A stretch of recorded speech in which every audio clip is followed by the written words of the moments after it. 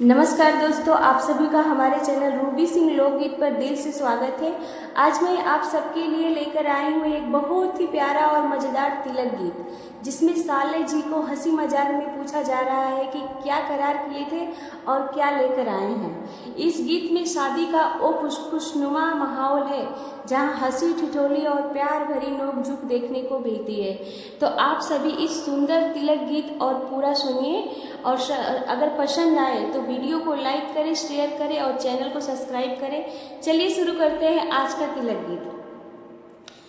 सरवा चांद के अजोरिया नियन गोर बाड़ा हो, सरवा चांद के अजोरिया नियन गोर बाड़ा हो, लेकिन पापा के इज्जतिया के बोर दिहला हो, लेकिन पापा के इज्जतिया के बोर दिहला हो।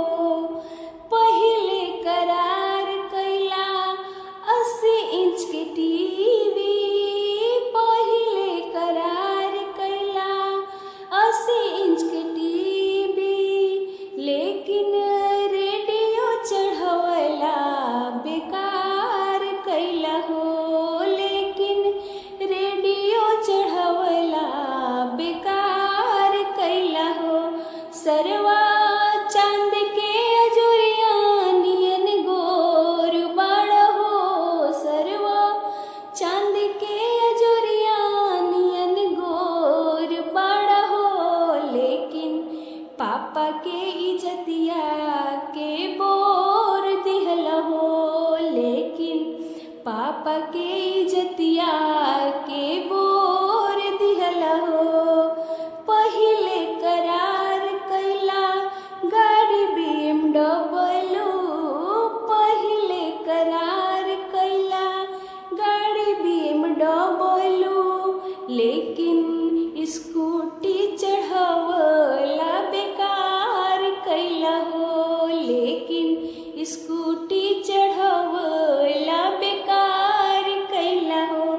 सरवा चांद के अजोरिया नियन गोर बाड़ा हो, सरवा चांद के अजोरिया नियन गोर बाड़ा हो, लेकिन पापा के इज्जतिया के बोर दिहला हो, लेकिन पापा के इज्जतिया के बोर दिहला हो। पहिले करार कैला LG के AC, पहिले करार कैला LG के AC, लेकिन पंखा चढ़वला बेकार कैला हो, लेकिन पंखा चढ़वला बेकार कैला हो।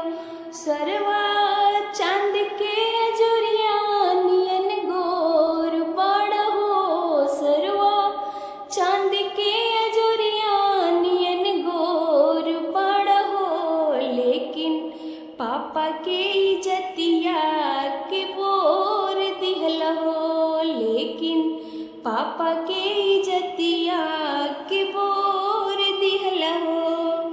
पहिले करार कैला डबल डोर के फ्रिजवा, पहिले करार कैला डबल डोर के फ्रिजवा, लेकिन मटका चढ़ैला बेकार कैला हो, लेकिन मटका चढ़ैला बेकार कैला हो।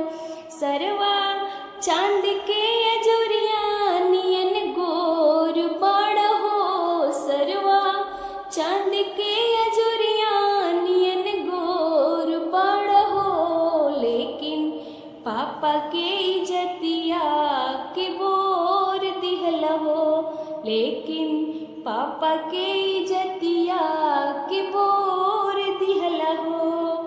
पहिले करार कैला सोने के सिकड़िया, पहिले करार कैला सोने के सिकड़िया, लेकिन पितल चढ़वला बेकार कैला हो, लेकिन पीतल चढ़वला बेकार कैला हो।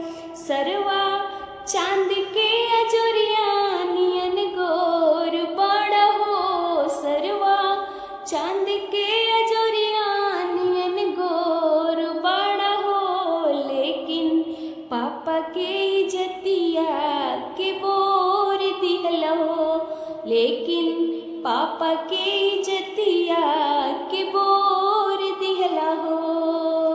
नमस्कार, जय श्री कृष्णा, राधे राधे। जरूर बताइए गाना आप लोग।